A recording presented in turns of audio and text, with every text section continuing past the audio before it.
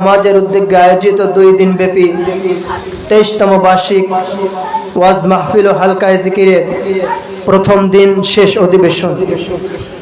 আজকের মাহফিলের সম্মানিত প্রধান অতিথি, বিশেষ অতিথি, সভাপতি উপস্থিত আমার সামনে আমার কলিজার টুকরা যুবক ভাই, ছোট বন্ধু ভাই, মুরব্বিয়ান এজাম, পর্দার আড়ালে সম্মানিত মা ও বোনেরা,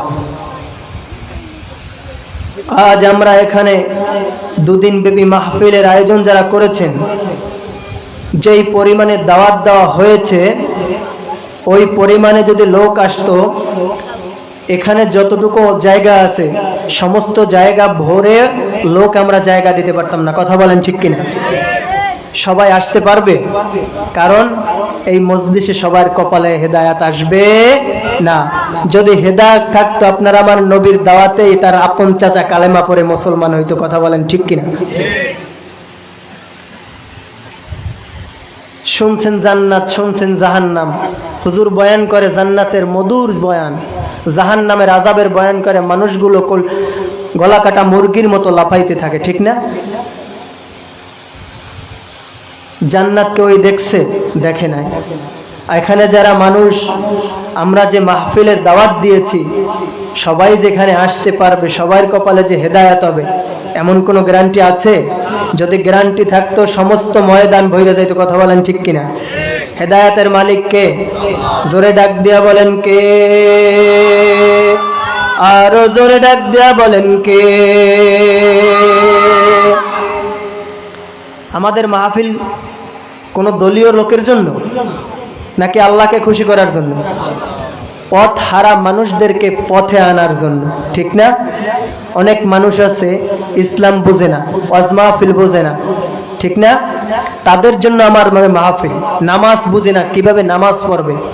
আমাদের উদ্দেশ্য হলো বেনামাজি ব্যক্তিকে নামাজি বানানোর জন্য মাহফিল, ঠিক না? কারা কারা এশারের নামাজ পড়ছি আমরা? 2 হাত জায়গায় দেই। নারায়ে তাকবীর, নারায়ে তাকবীর, নারায়ে তাকবীর। যারা এশারের নামাজ পড়ছি তাদের জন্য সুসংবাদ আছে না নাই? জোরে আওয়াজ দিয়ে বলেন, আছে না নাই? আপনাদের প্রধান মেহমান বিশ্রামে আছে, চলে আসবে, অল্প সময় কথা বলবো। যারা এশার নামাজ পড়ছে তাদের জন্য নবী সুসংবাদ দেয়, বলবো? মান সাল্লাল ইশা ফি জামাআতিন ফাকান্নামা কামা নিসফাল লাইল। যারা এশার নামাজ পড়েছে, আল্লাহর নবী ডাক দিয়ে কয়, রে উম্মত, দুনিয়ায় বৈশা যারা এশায় নামাজ পড়েছো তাদের জন্য সুসংবাদ শোনো। অর্ধরাত্র দাঁড়ায় দাঁড়ায় নফল ইবাদত করলে যে সব পাওয়া যায়, ওই বান্দার আমল নামায় ততটুকু সব আল্লাহ লিপিবদ্ধ করিয়া দেয়। সুবহানাল্লাহ কইবেন না? রাগ হইছেন? সুবহানাল্লাহ কইবেন না? জোরে কোন সুবহানাল্লাহ। এখন দেখি সুবহানাল্লাহ রস করতে হইবে আগে, তারপর বাহিরে রস। সুবহানাল্লাহর জায়গায় সুবহানাল্লাহ কইতে পারেন না। একবার যদি কোনো বান্দার আমল নামা মুখ থেকে বের হয়ে যায় সুবহানাল্লাহ, আল্লাহ বলে তার আমল নামায় 10টা নেক লেখা হয়। শুধু 10টা নেক লেখা হয় তাই? বলে তার আমল নামা থেকে 10টা বদ আমল কাইটা ভান্ডারিয়া নদীতে ফেলাই দেয়, ঠিক না? 10টা বদ আমল তার আমল নামা থেকে কাইটা ওই 10টাকে নেক কইরা 20টা নেক জমায় দেয়। জোরে কান সুবহানাল্লাহ। এবার লাভবান হইলে কারা? আমরা না, যারা বাইরে বইয়ে বিড়িটা নেহেরা। কারা লাভবান হইলে? হ্যাঁ, ওয়াজ মাহফিলে লোক নাই। লোক থাকবে কিভাবে? এখানে তো আর ড্যান্স নেই। কথা বলেন না কা? একটা সুন্দর একটা আয়োজন করতো, বেশ্যা নিয়ে এবার নাচাইতো, তাইলে লোকের অভাব হইতো না। ভালো কাজে লোক আইবে কিভাবে? জান্নাতে সবাই যেতে পারবে না। পারবে বলেন? পারবে না। সমস্যা নাই, আমাদের কাজ দাওয়াত পৌঁছানো, আমরা পৌঁছাবো। মানলে হযরত ওমর রাদিয়াল্লাহু তাআলা আনহু হবে, হযরত আবু বকর হবে, ওসমান হবে, হযরত আলী হবে। না মানলে আবু জাহেল হয়ে দুনিয়া থেকে বিদায় হবে। আবু জাহেল জান্নাতি না জাহান্নামী? জোরে ডাক দিয়ে বলেন, জান্নাতি না জাহান্নামী? আবু জাহেলের জন্য চিরস্থায়ী জাহান্নাম। আবু জাহেলের ঘরটাও পায়খানা বানাই রাখছে। কথা বলেন ঠিক কিনা? যারা এশার নামাজ পড়বে তাদের সুসংবাদ অর্ধেক কইলাম, আর অর্ধেক বলবো না? ওয়ামান সাল্লাস সুবহা ফি জামাতিন ফাকান্নামা কামা নিসফাল লাইল সাল্লাল লাইলা কুল্লাহু।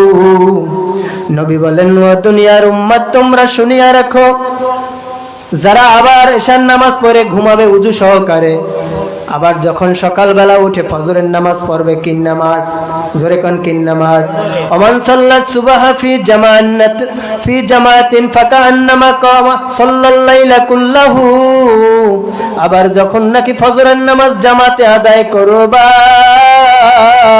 ওই বান্দার আমল নামায় পুরা রাত্র দাঁড়ায়া দাঁড়ায়া যেই সব করবে, পুরা রাত্র দাঁড়ায়া দাঁড়ায়া নফল ইবাদত করলে যেই সব হয়, ওই বান্দার আমল নামায় ওই পরিমাণ সব লেখা হয়। জোরে কোন সুবহানাল্লাহ।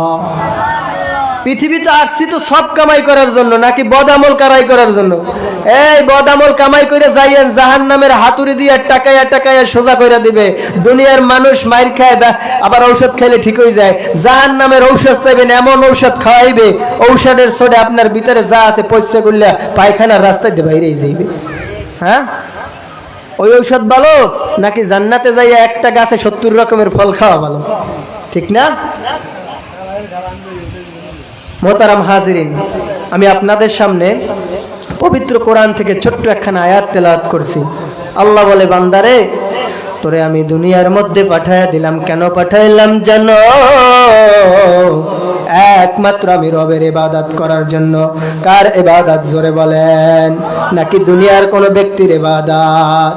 নামাজ যদি লোক দেখানোর জন্য পড়ে, আল্লাহ বলেন ফাবাইলুল লিল মুসাল্লিন, এরা লোক দেখানোর নামাজ তোমাকে জান্নাতে নিয়ে যাবে না। লোক দেখানোর নামাজ তোমার জন্য জাহান্নাম, জাহান্নাম। কথা বলেন ঠিক কিনা? আল্লাহ বলেন, রে মুমিন, তোরা আমি রবের ইবাদত করো। কার ইবাদত? ওই আল্লাহর জোরে সবাই হাত তুলে আর একটা ডাক দেন আল্লাহ, আরো জোরে ডাক দেন আল্লাহ,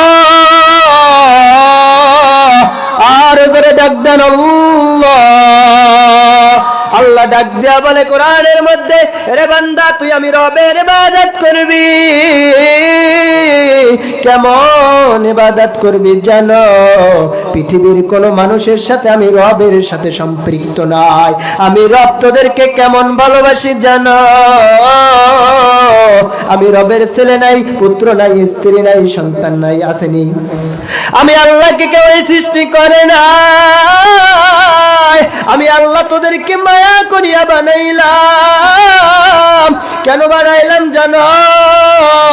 ওয়াকাদা রাব্বুকা আল্লা তা'বুদু ইল্লা ইয়াহু ওয়া বিল ওয়ালিদাইনি ইহসানা।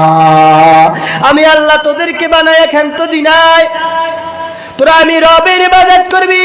তারপরে আমি আল্লাহ তোদেরকে জানাইয়া দিলাম, তোদের যে মা আছে, বাবা আছে, ওই মা বাবার সাথে তোরা এমন ব্যবহার করবি, ওই মা বাবার সাথে এমন ব্যবহার করবি, তোদের মা বাবা ছোট্টবেলায় যেভাবে তোর সাথে ব্যবহার করছিল।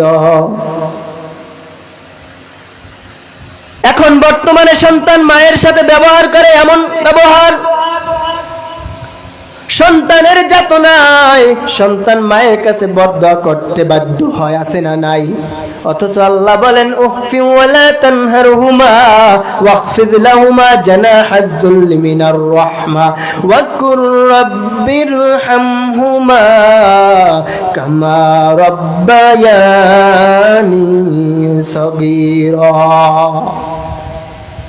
তোর মা বাবা দুনিয়ায় বসে ছোট্ট সময় তোকে যেইভাবে লালন পালন করেছে রে গোলাম, তোর মা বাবা যখন বৃদ্ধ বয়সে উপনীত হয়ে যায়, তখন তুই তোর মা বাবার সঙ্গে এমন আচরণ করবি যেই আচরণ তোর মা তোর সঙ্গে ছোটবেলায় করছিল। কিন্তু এখন তো এমন আচরণ করে প্রতিনিয়ত মায়ের চোখ থেকে পানি বের হয়। কথা বলেন ঠিক কিনা? দুনিয়ায় দুইটা সম্পদ দামি, লক্ষ কোটি কোটি টাকার সম্পদ দামি না। আল্লাহ বলেন, ও নবী আপনি দুনিয়ার আপনার উম্মতদেরকে জানায়া দেন দুইটা সম্পদ সব থেকে বেশি দামি। একটা সম্পদের নাম হলো মা বাবা, আর একটা সম্পদের নাম হলো আল্লাহ এবং আল্লাহর রাসূল এবং কোরআন।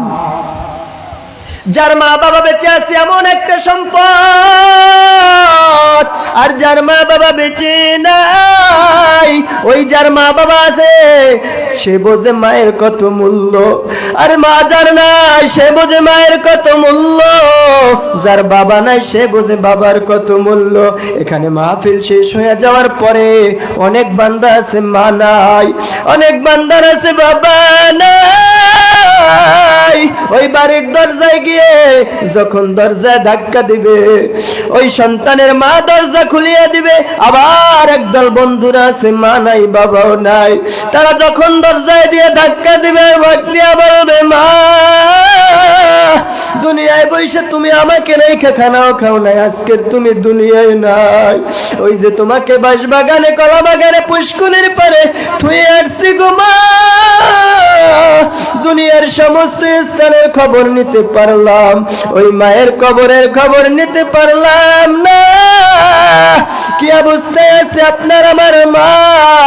ওই মা বাবা এমন দামি সম্পদ, আজ যদি মা বাবা বেঁচে থাকতো মায়ের পাও ধরিয়া মাপ চাইতাম। আর যাদের মা বাবা আছে দেখবেন তারা মায়ের কদর করে না।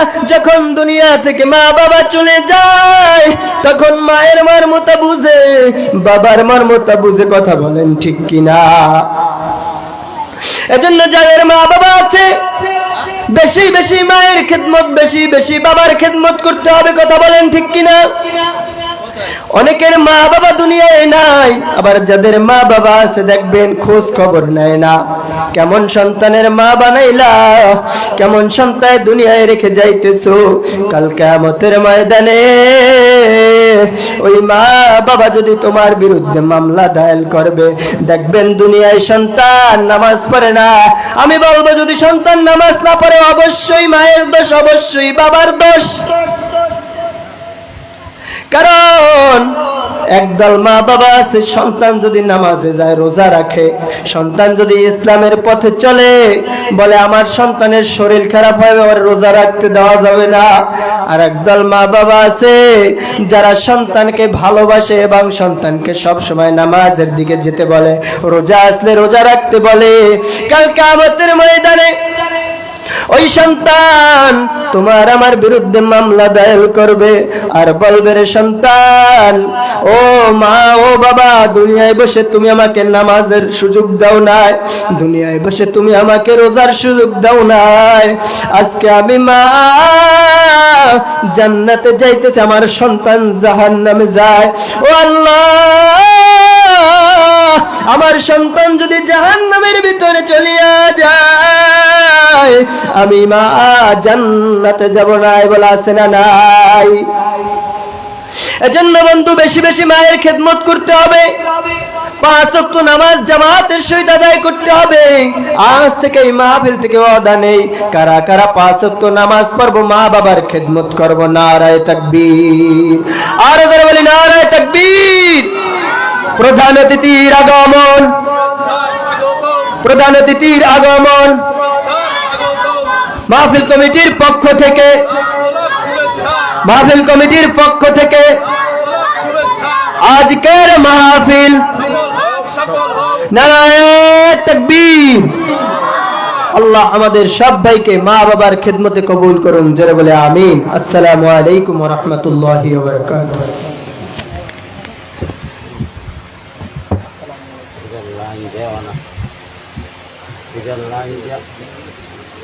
হুজুর 1 নাম্বার 2 নাম্বার ভালো আছে।